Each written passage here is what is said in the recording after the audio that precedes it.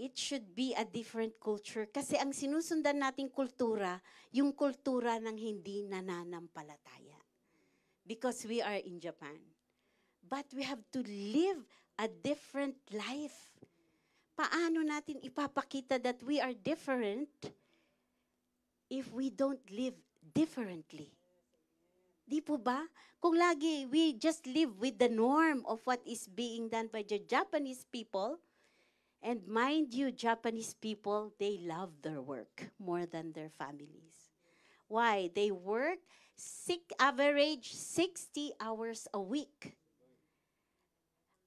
Ang tendency, mamahalin mo. The tendency is you spend more time at work, then you will love your work more than your family. Right? Kasi you spend more of your time sa work.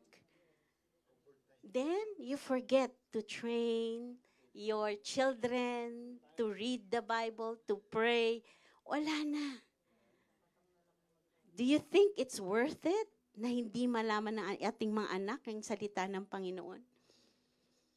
And it should start with us. Don't choose a job that you work 60 hours a week that you don't have time for your children. Be different. Be different. Because we are extraordinary children of God. We cannot be the same. No po? Japan is a mission field. That is why we are here. If Japan is a mission field and you are here, what are you going to do? Share the word of God.